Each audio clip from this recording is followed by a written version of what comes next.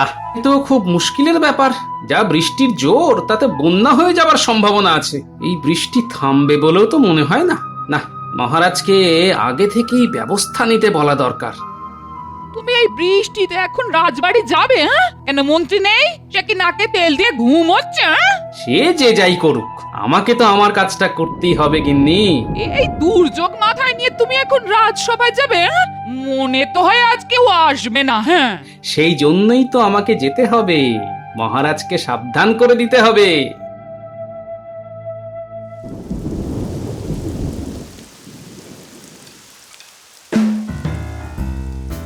আজ আর রাজসভায় যাব না, যা বৃষ্টি, খিচুড়ি খেয়ে বেশ নাক ডাকিয়ে ঘুমোবো। হ্যাঁ, সেটাই ভালো। আমি খিচুড়ির ব্যবস্থা করছি, কিন্তু কিন্তু এত বৃষ্টিতে বন্যা হয়ে গেলে তো আমাদের মুশকিল। মনে রেখো বউ, আমি এই রাজ্যের মন্ত্রী। বন্যায় হোক বা ভূমিকম্প, আমার খাবার জোগাড় করতে কোনো অসুবিধা হবে না। চাল ডাল আমাকে ভূতে জোগাবে। ভূতে জোগাবে?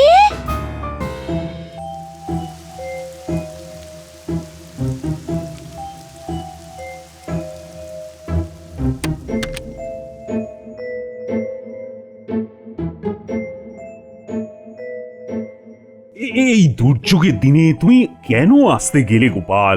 আগে যে কোনো দুর্যোগের দিনই মহারাজের কাজে লাগতে পারি, তাই ভেবে মহারাজ। তুমি এই রাজ্যের কথা যেভাবে ভাবো, এভাবে যদি সবাই ভাবতো, তাহলে তো আমার কোনো দুশ্চিন্তাই থাকতো না গোপাল। মহারাজ, আমার মন বলছে এই বৃষ্টি খুব খারাপ দিকে যাচ্ছে। বৃষ্টি থামার কোনো লক্ষণই দেখা যাচ্ছে না। তার মানে তো বহু লোকের বাড়িতে জল ঢুকে গেছে। তাদের কি হবে গোপাল? মনে হচ্ছে বহু লোক জলবন্দী হয়ে আছে মহারাজ। তাদের কাছে ত্রাণ পৌঁছে দিতে হবে। কিন্তু বৃষ্টি না কমলে তো ত্রাণ দেওয়ারও কোনো উপায় দেখতে পাচ্ছি না। হয়তো এই বৃষ্টি আর কয়েক ঘন্টার মধ্যে থেমেও যেতে পারে, কিন্তু জল যা জমেছে তা নামতে বেশ কয়েকদিন সময় লাগবে। এই সময়টাই মানুষের সব থেকে বেশি করে ভান্ডারে টান পড়ে, তখনই তো ত্রাণ দেওয়া প্রয়োজন। মহারাজ, রাজবাড়িতে যত চাল ডাল আছে সব জোগাড় করে রাখতে বলুন। কাল সেগুলি বাড়ি বাড়ি পৌঁছে দিতে হবে। ঠিক ঠিক, আসলে ওটা মন্ত্রীর কাজ। কাল নিশ্চয়ই আসবে, আর ওকে দিয়েই এই কঠিন কাজটা করাতে হবে। মন্ত্রী মশাই এই কাজ লুফে নেবে, আপনি দেখে নেবেন মহারাজ। হ্যাঁ, তাহলে তো খুবই ভালো হয়। মন্ত্রীকে দিয়ে একটা দুরূহ কাজ করানো যাবে। আজ তবে আসি মহারাজ, আর দেরি করলে সন্ধে হয়ে যাবে।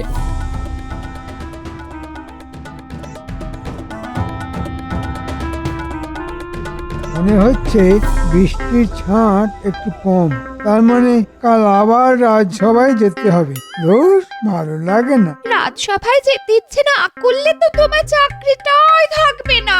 তখন আমরা খাবো কি? দেখো বউ, আমাকে ছাড়া মহারাজ কোনো কাজই হাত দেন না। আমাকে তার দরকার পড়বেই। তাই যেন হয়, তাই যেন হয়।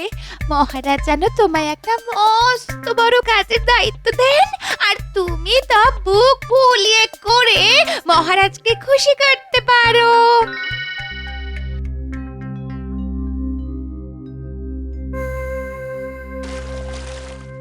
যাক, বৃষ্টি একটু কমেছে, কিন্তু ক্ষতি যা হবার হয়ে গেছে। কাল সকালের আগে জলমগ্ন অঞ্চলগুলিতে ত্রাণ পৌঁছানো যাবে না।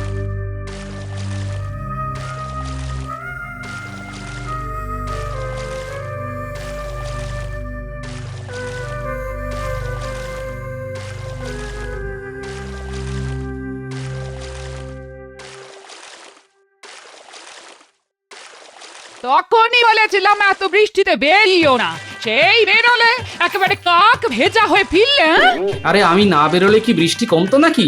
দেখলে তো কেমন বৃষ্টি কমিয়ে দিলাম। এই শুরু হলো তোমার বাক্যি বান। হ্যাঁ? এখন এসব কথা না বলে কাল কি খাবো সেটার ব্যবস্থা করলে হতো না? হ্যাঁ? কেন, তোমার ভান্ডার কি শেষ? এরকম বৃষ্টি যদি আবার নামে, এই তাহলে চাল ডাল পাবো কোত্থেকে?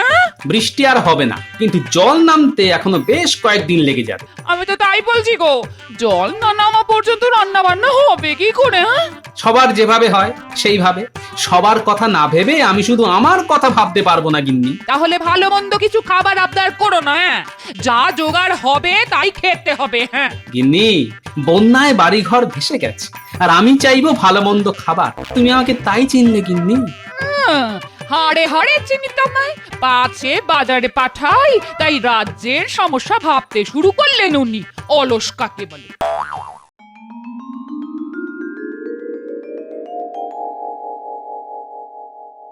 মন্ত্রী, কাল আসনি কেন? কি বলছেন মহারাজ?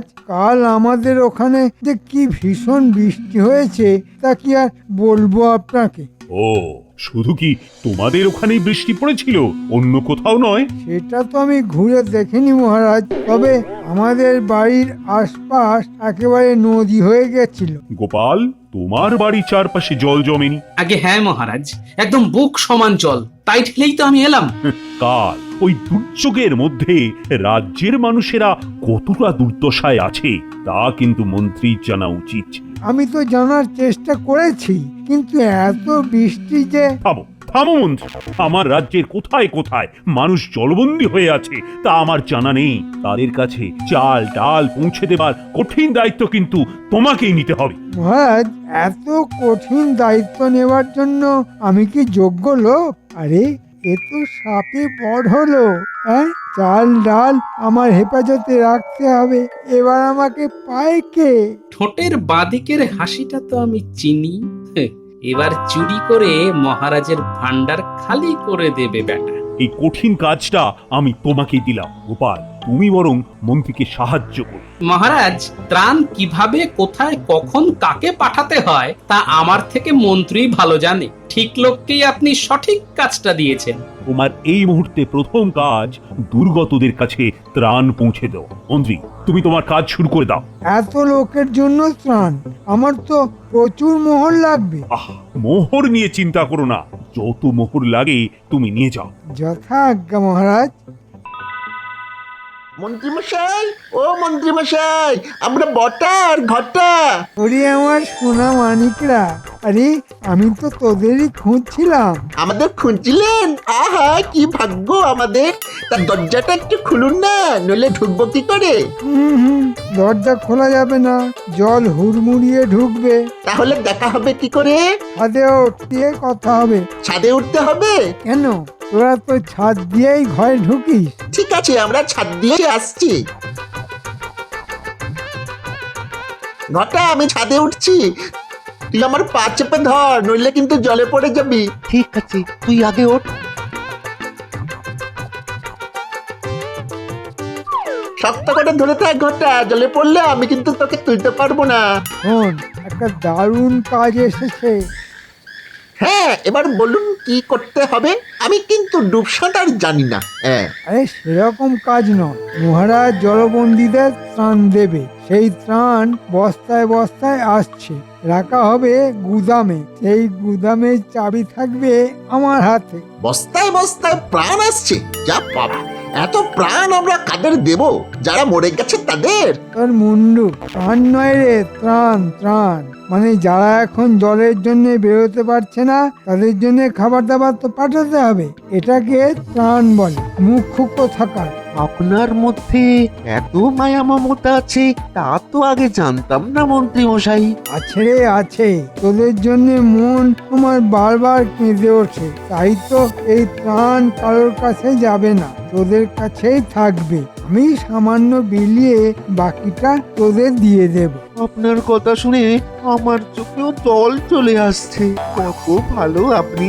তা ভাগাভাগিটা কেমন হবে? কেন, যা ভাগ তা আদায় হবে রে। আমার জন্য তোদের প্রাণ কাঁদে না? সব সময় কাঁদে মন্ত্রী মশাই, কিন্তু প্রাণ কি করে আধা আধি ভাগ হবে বুঝতে পারছি না তো। তোদের প্রাণের চাবিকাঠি তো আমার হাতে রে বোকা। আমার হাত থেকে তোদের পরিত্রাণ নেই রে বটা ঘটা। কাল জল নেমে গেলে আমার কাছে আসিস।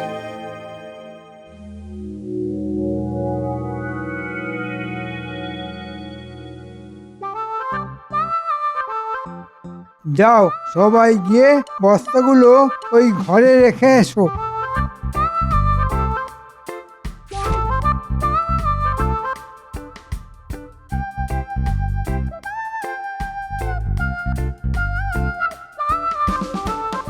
কি হলো, মন্ত্রী এখনো আসেনি? আগে আসার সময় দেখে এলাম মন্ত্রীমশাই ত্রাণের বস্তাগুলির তদারকি করছেন মহারাজ।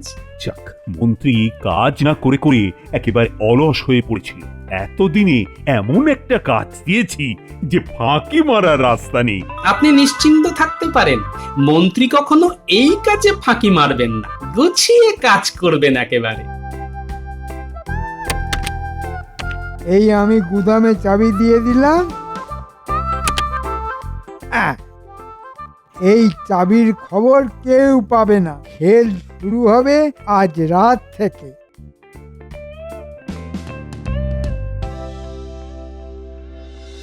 শোন বটা ঘটা, এই নে গুদামের চাবি, আর ওই দেখ এক কোণে রাখা আছে ছুরি। এখনই বেরিয়ে পড়, গুদামের চাবি এই তোদের দিয়ে দিলাম। কাজটা কি সেটা তো বলুন আগে। হ্যাঁ হ্যাঁ, আমি বুঝেছি। ওই প্রাণ না জানি কি ওই তা চুরি করে আমরা আপনার হাতে দিয়ে যাব, তাই তো? ওটাকে আজকাল আর কিছু বুঝিয়ে দিতে হয় না, ওর থেকে কিছু বুদ্ধি ধার নেড়ে বটা। না না না না না না না, আমি ওই বাকি বক্কায় কাজ করি না। ওটাকে ধার দিলে ও শোধ দেয় না। ঠিক আছে, অনেক সময় নষ্ট হয়েছে, এবার ভালো করে কথাটা শোন। তোরা এক্ষুনি গিয়ে গুদামের চাবি খুলে ঢোক, তারপর এই ছুরি দিয়ে বস্তা কেটে চাল ডাল বার করে আর একটা বস্তায় পুরে এখানে নিয়ে আসবি। কিন্তু একটা কথা শুনে রাখ, বস্তার কাটা দাগ যেন দেখে মনে হয় ইঁদুরে খেয়েছে। ঠিক আছে, যেমন বলছেন তেমনই কাজ হবে।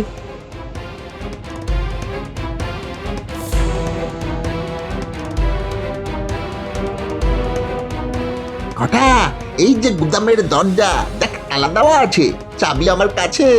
আয় তালাটা খুলি। হ্যাঁ হ্যাঁ, এই নে চাবি। হ্যাঁ দে। আমি চাবি ঢোকালাম, দরজাটা খুলে গেল। আয়, আয়, আয়, আমরা ভিতরে ঢুকি। আয়।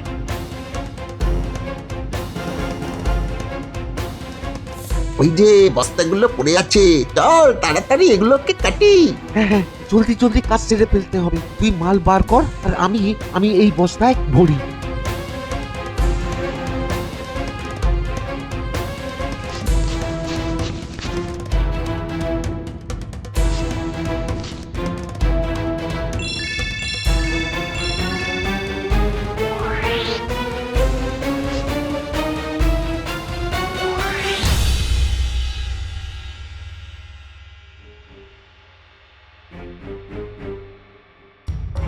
কি হলো মন্ত্রী, প্রাণ পৌঁছেছে? না মহারাজ, আগে যদি জানতাম এই ত্রাণ ইঁদুরের প্রাণ বাঁচানোর জন্য, তাহলে আমি এই কাজের দায়িত্ব নিতাম না। কেন কেন কেন, কি হয়েছে মন্ত্রী? বলো বলো, আমাকে এক্ষুনি বলো। ত্রাণের বস্তা কেটে ইঁদুররা সব চাল ডাল নিয়ে চলে গেছে। হ্যাঁ, এটা তুমি কি বলছো মন্ত্রী? চাল ডালের বস্তার সবকিছু নিয়ে চলে গেছি ইঁদুর?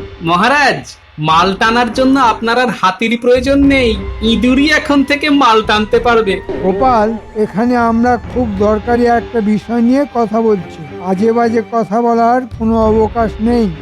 তোমাদের তর্ক বন্ধ করো, এসব পরে হবে।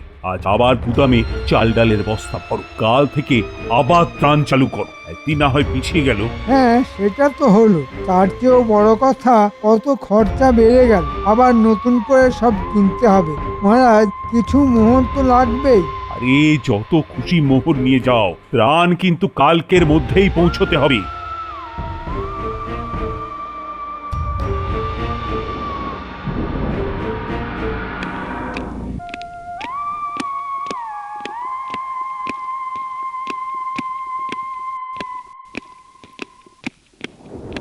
কি হলো গোপাল, তুমি আবার এত রাতে ফিরে এলে? মহারাজ, গুদামে যদি ইঁদুর থেকে থাকে তবে তা এখনো আছে। হ্যাঁ হ্যাঁ, তা তো বটেই।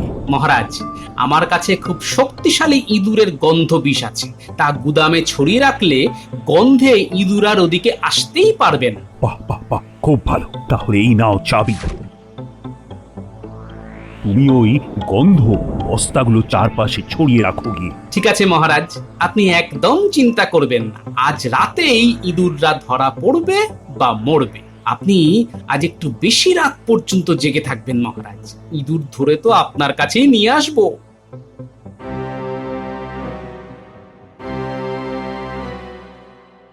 চমৎকার কাজ করেছিস রে পটা ঘটা। আজ আবার মাল এসেছে, আজ ঠিক ওইভাবেই তোদের কাজ করতে হবে।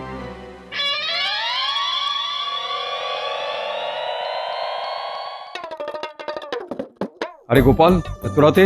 একদম সময় নেই, আমাকে শিগগিরই ভূত বানিয়ে দিতে হবে। ভূত? তা নয় হলো, কিন্তু ঠিক কোন জাতের ভূত? চোর ধরা ভূত, তার মানে সাংঘাতিক কিছু একটা। ঠিক আছে, ওইখানে চুপটি করে বসো গিয়ে, তোমার ভূত সাজার শখ মিটিয়ে দিচ্ছি।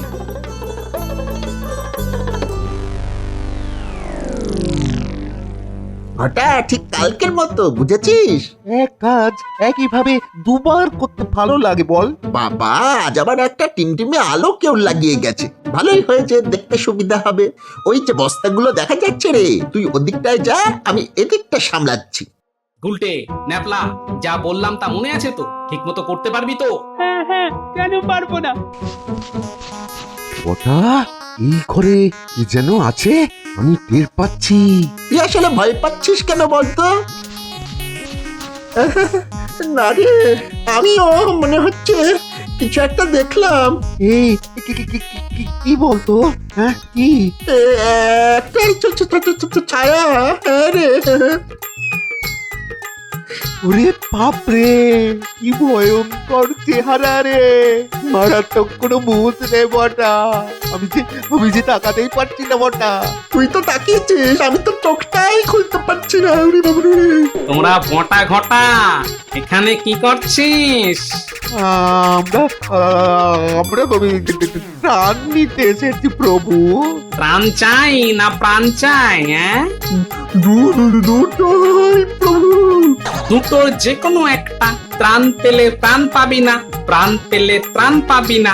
প্রভু, প্রভু, আমরা এখন পালাতে চাই, যাবো? হ্যাঁ, পালাবি। বটা ঘটার কাঁধে ওঠ, নইলে চিবিয়ে খেয়ে ফেলবো। দেখ আমার দাঁত, দেখ এখনো কেমন রক্ত লেগে আছে। না না প্রভু, আমায় এক্ষুনি খাবেন না। মন্ত্রীমশাই আগে মোহর ভাগ করে দিই, তারপরে যত ইচ্ছে খেতে চান খান। এই আমি ঘটার কাঁধে উঠে পড়েছি, এইবার যাই প্রভু। হ্যাঁ, এবার যা। তাই তো, চোর এবার বাইরে বেরোচ্ছে, এবারই তো আমাদের কাজ। আমি তৈরি আছি। প্রভু, আপনি চলে গেছেন? না রে, তোকে খাবো বলে পিছে পিছে আসছি। ওরে বাবারে বাবা, ঘটা ভূতটা আমাদের পেছনেই আসছে রে। চোখ বন্ধ করে রাখ, তাকাস না। কি আমাদের উপর কারা যেন ঝাঁপিয়ে পড়লো না? এরা কারা রে, ভূতের বাচ্চা নাকি? শক্ত করে বেঁধেছিস তো? এবার ওদের আসল জায়গায় নিয়ে চল। আপনি ওকে সঙ্গে যাবেন প্রভু? কেন, গেলে তোদের ভালো হয়? না গেলেই ভালো হয় প্রভু, তাহলে এই চোখটা খুলতে পারি। আগে মহারাজের কাছে সব খুলে বলবি, তারপর।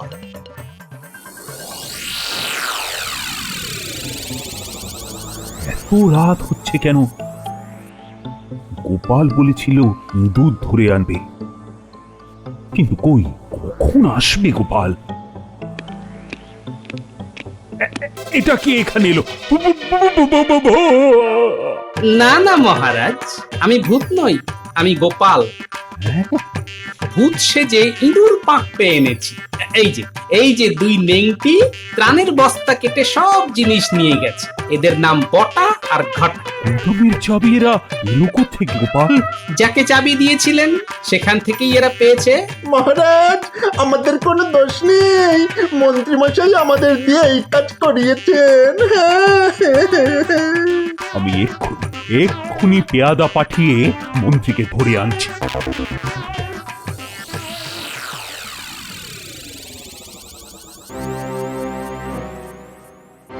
এতক্ষণ তো লাগার কথা নয়, কেন লাগছে? ধরা পড়ে গেল নাকি? হ্যাঁ, এই বোধহয় এলো। দরজায় কে যেন খুটখুট করে শব্দ করলো। যাই, দরজাটা খুলে দেখি। বটা ঘটা এলি নাকি রে? এই যে মন্ত্রীমশাই, মহারাজ আপনাকে তলব পাঠিয়েছেন। বটা আর ঘটা মন্ত্রীর সামনে বলতে পারবে তো যে মন্ত্রীর কথাতেই তোমরা এই কাজ করেছো? মহারাজ, আগে প্রাণ তারপর ত্রাণ, আরে বটা ঘটা এখানে? না মানে মহারাজ, আমায় আমায় ডেকেছেন? মহারাজ, মন্ত্রী এইমাত্র বটার ঘটাকে দেখে চমকে উঠেছেন। তার মানে উনি ওদের চেনেন, আর আমি ওদের হাতে নাতে চুরি ধরে ফেলেছি। তার মানে কি দাঁড়াচ্ছে মহারাজ? এটাই প্রমাণিত হলো যে মন্ত্রী এই বটা আর ঘটাকে দিয়েই চুরিটা করিয়েছে। কিছু বলবে নাকি মন্ত্রী? মহারাজ, আমি দোষ স্বীকার করে নিচ্ছি। আসলে লোভে পড়ে গেছিলাম। তার জন্য যে কোনো শাস্তি আমি মাথা পেতে নেব। মন্ত্রী, রাজবাড়িতে বড্ড ইঁদুরের উৎপাত শুরু হয়েছে। তোমাকে সব ইঁদুর এই বাড়ি থেকে তাড়াতে হবে। নাও নাও, তোমার কাজ শুরু করে দাও এবার। মহারাজ, এই দুটো নেংটি ইঁদুরকে কি করা যায় বলুন তো? আপাতত কারাগারে থাকুক, কাল সকাল হলে দেখা যাবে কি করা যায়। আর তোমাকে আমি এই 100 স্বর্ণ মুদ্রা পুরস্কার হিসেবে দিলাম। মহারাজ, এটা আমার প্রাপ্য নয়। আমার খুদে বাহিনী না থাকলে এই কাজটা করতেই পারতাম না। ধরে নাও, এই পুরস্কার আমি ওদেরই দিলাম। মহারাজের জয় হোক। রাত থেকে ছুটে যাচ্ছি, একটা ইঁদুরও ধরতে পারছি না। এবার এবার আমাকে শুলেই যেতে হবে। প্রাণ চুরি করতে গিয়ে আমার প্রাণটাই এবার চলে যাবে।